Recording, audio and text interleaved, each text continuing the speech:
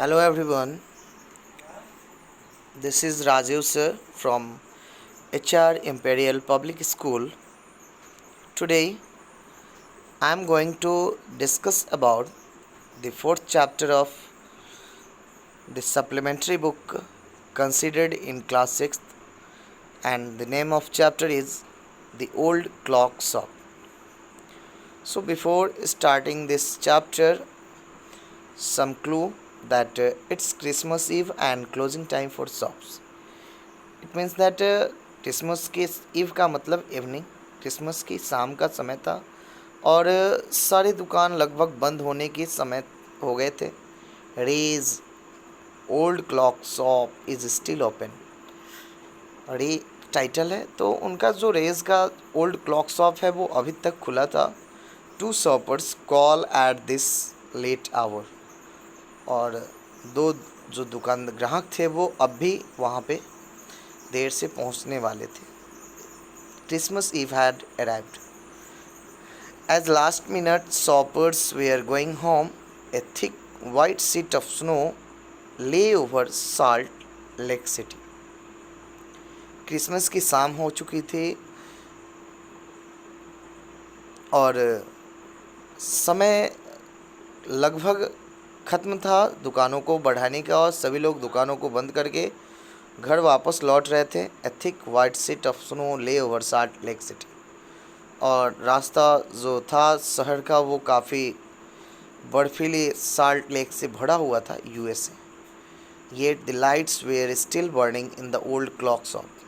लेकिन जो old clock shop है, पुरानी जो घड़ी की दुकान है, वहाँ अब भी लाइट जल रहा था. As Ray its old deaf owner worked on a clock he had sold that day. और वो बूढ़ा व्यक्ति जो था उस घड़ी के ऊपर काम कर रहा था जिसने उस घड़ी को उस दिन बेचा था. आप जैसा कि पिक्चर में देख सकते हैं कि दो ग्राहक हैं, अब भी उस दुकान में शाम के टाइम हो चुके हैं और वो बूढ़ा जो व्यक्ति है, जो ऑनर है उस दुकान का, वो उस घड़ी की रिपेयरिंग कर रहा है. Having finished his work, Ray stood up and was on his way to back room when a cold rush of air from the front door hit the back of his neck. अपने काम को ख़त्म करके रे जो था वो अभी खड़ा ही था अपने रास्ते पे वापस रूम की तरफ जाने के लिए कि एक ठंडी सी हल्की हवा जो आई और दूर की तरफ से आके उसके गर्दन के पास एहसास हुई. He turned to meet a last minute shopper. वो थोड़ी देर के लिए कुछ दुकानदारों से मिलने के लिए गया था. But his old wise eyes told him that this was not A shopper. लेकिन उसकी बुद्धिमान और जो पुरानी का मतलब होता है एक्सपीरियंस्ड, जो उनकी आंखें थी, उसको लगा कि वो कोई ग्राहक नहीं है. He saw two men, one in his 20s, the other closer to 50. उसने दो व्यक्तियों को देखा, एक लगभग 20 साल का दिख रहा था और जबकि दूसरा लगभग 50 सालों का था. The younger man remained eight the door. जो नौजवान व्यक्ति था वो दरवाजे के पास ही था. The older man approach the counter with no sign of friendliness in his eyes. जो बूढ़ा व्यक्ति था वो काउंटर तक पहुंचने की कोशिश कर रहा था. उसकी आंखों में कोई मित्रतापूर्ण चीज़ें नहीं दिख रही थी, मैत्रीपूर्ण चीज़ें कोई नहीं दिख रही थी. Ray was able to hide his growing fear as he slowly pushed a note pad and a pencil across the counter.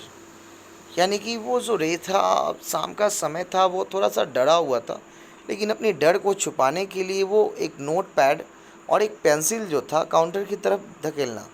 he smiled at the unfriendly face, then pointed to his ears and shook his head from side to side.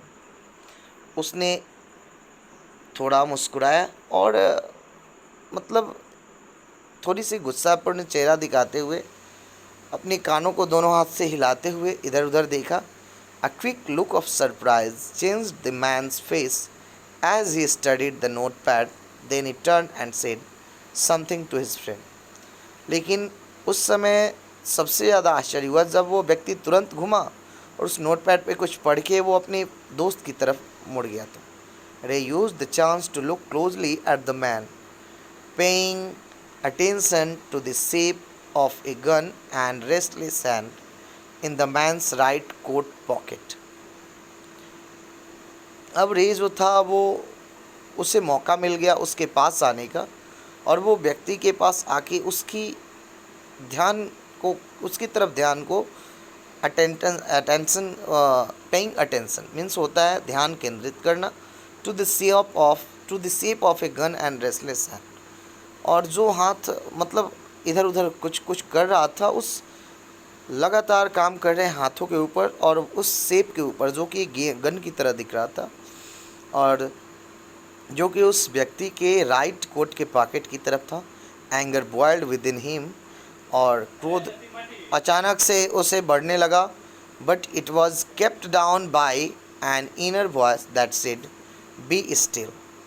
लेकिन अंदर से उसकी क्रोध जो थी, उस बूढ़े व्यक्ति की जो ऑनर था, उसका गुस्सा उबल रहा था, लेकिन वो अब भी अपनी वॉइस को आवाज़ों को दबाए हुए था, क्योंकि वो लोग अभी तक वहीं थे.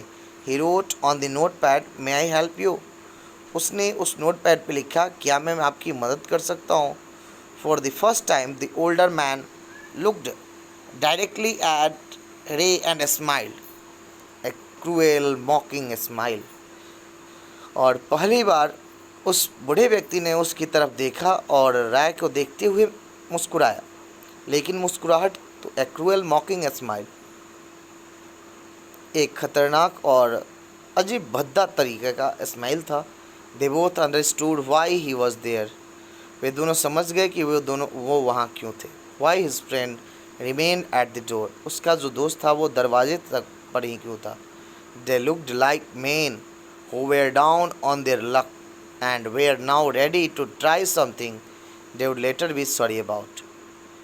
अब उस व्यक्ति ने वो व्यक्ति अपने भाग्य को कोसने लगा, और कुछ करने से पहले अपनी क्षमा जो फीलिंग्स होती हैं सॉरी वाली, वो उसके अंदर फीलिंग्स आ गई.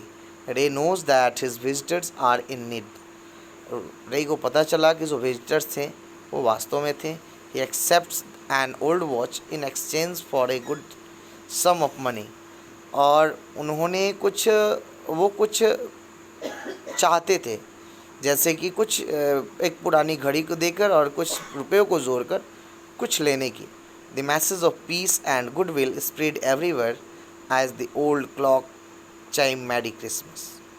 और जैसे ही इस तरह की जो बात थी उस व्यक्ति को, उस बूढ़े ऑनर को मिली, तो उसने एक अच्छी मैसेज जो थी उन लोगों के बीच उन्होंने दिया, और एक जो पुरानी घड़ी थी उसने उस मैरी क्रिसमस के तोहफे के रूप में उसे गिफ्ट किया. The clock ticked on.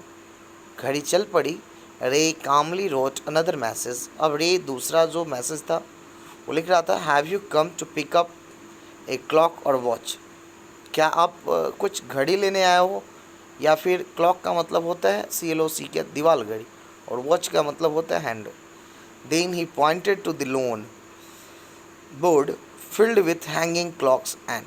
तब उसने उस LON लोन की तरफ, यानी कि जो बरामदा था, जो बाहर का खाली जगह था, उस तरफ टंगे हुए घड़ियों की तरफ इशारा करते हुए बोला, पॉकेट वॉचेस की तरफ इशारा करते हुए. He was not a pawn broker. वो कोई पॉन ब्रोकर नहीं थे, यानी but at the same time couldn't say no to the needy people who placed their old watches or clocks before him for anything they could get.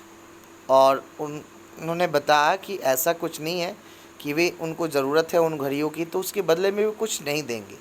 वे कुछ पुरानी घड़ियों को लाए हैं. He loaned more than he should. वो ज़्यादा दे सकते हैं जितना कि वो होगा. They would be there when the owners wanted them back. वे तब भी वहीं थे जब वो ऑनर्स उन्हें वापस लौटाना चाहा. at the same price he had paid with no interest. और उसने उसी मूल्य पे बिना किसी इंटरेस्ट के वो पेड किया. then the older man seemed to feel a little easier, took out his hand from his pocket and quickly looked at the watch on his wrist. तब उस व्यक्ति ने आसानी से बिना घबराए अपने हाथ को पॉकेट से बाहर निकाला और उस घड़ी को उसकी हाथ पे रख दिया. How much will you give me for this? इसके लिए तुम मुझे कितना दोगे? The man wrote. तब उस व्यक्ति ने लिखा. Ray notice a little same in the grey eyes looking at him. उन्होंने देखा कि वो छोटी छोटी बूढ़ी आंखें उन्हें बड़ी प्यार से देख रही हैं. The watch was nothing special and yet had great powers.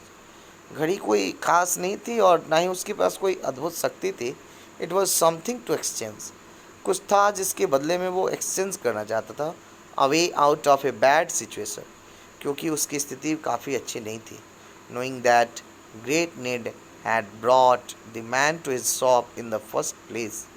और इसीलिए वो उस जगह पे, क्योंकि वो पहली बार आया था लेने के लिए, तो वो उस तरह की परिस्थितियों को जान नहीं पाया.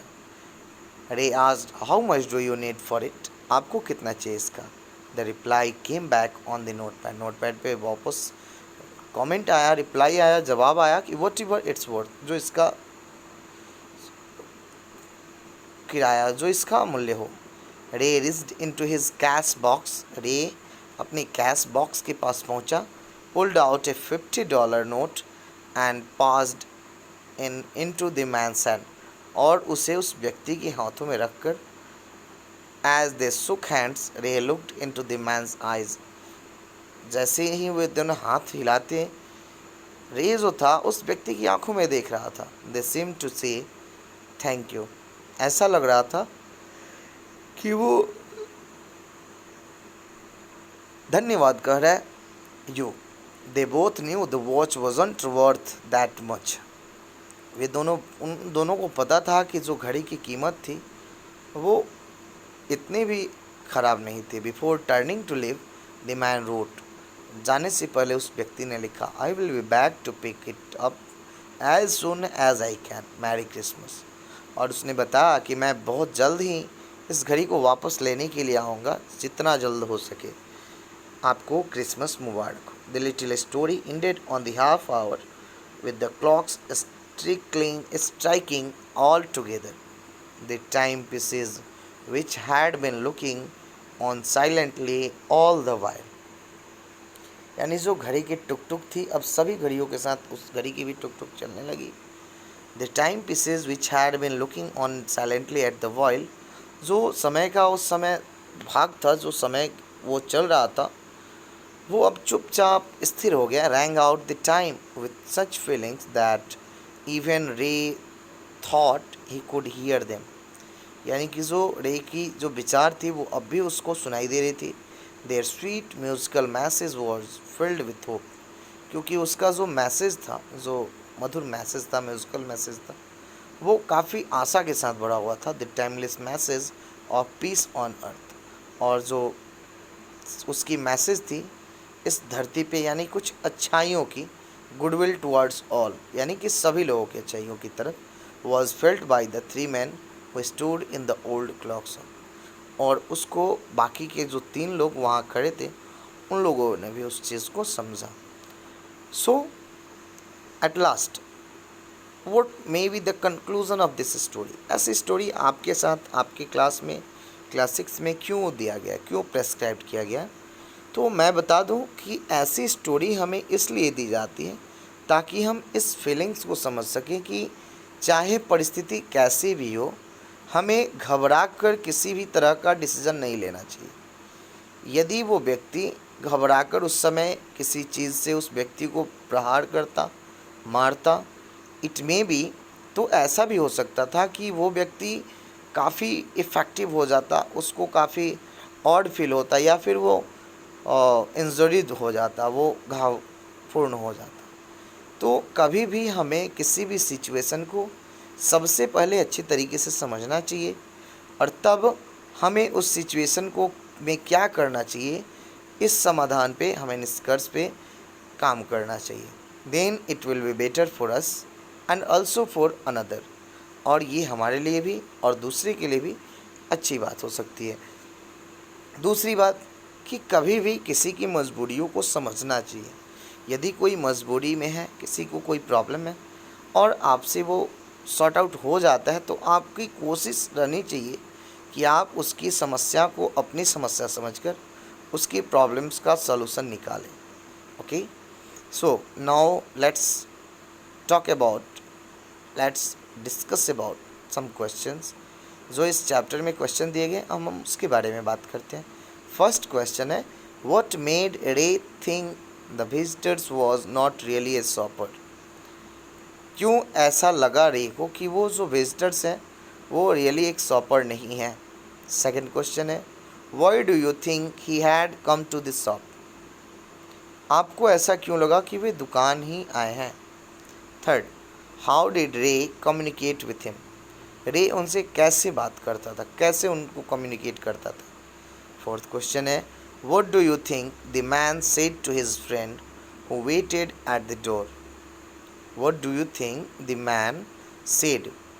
आपको क्या लगा उस व्यक्ति ने क्या कहा अपने दोस्त से जो उसका इंतज़ार कर रहा था दरवाजे पे.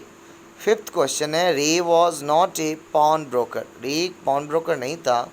Y then did he lend money to people in exchange for their old watches and clocks. फिर भी उसने क्यों लोगों को घड़ियों और वॉच और क्लॉक्स के बदले एक्सचेंज किया, कुछ मनी उसको लैंड किया, कुछ मनी उसको दिया. The watch was nothing special and it had great powers. In what sense did it have great powers. Means यहाँ पे बताया गया कि घड़ी कुछ खास नहीं था और ना ही इसमें कोई जादुई शक्ति थी. तो इसमें जादुई शक्ति का क्या मतलब, ग्रेट पावर्स का क्या मीनिंग हो सकता है, आपको अपनी लैंग्वेज में लिखनी होगी. सेवन्थ क्वेश्चन है, do you think the man would ever come back to pick up the watch. आपको क्या लगता है कि वो जो व्यक्ति था वो क्या जल्द दोबारा वहाँ लौटा होगा उस घड़ी को रिटर्न लेने के लिए. You must have to write in your own language. आपको अपनी लैंग्वेज में लिखनी है. और लास्ट क्वेश्चन है कि when did the unfriendly face of the visitor turn truly friendly. यानी कि जो अनफ्रेंडली फेस था उस विजिटर का जो उस दुकान में आया था उसका जो चेहरा था वो कब ट्रूली फ्रेंडली दिखने लगा, आपको बताना होगा. और इसी क्वेश्चंस और डिस्कशन के साथ आपका ये जो चैप्टर है वो एंड होता है. Thank you, that's all.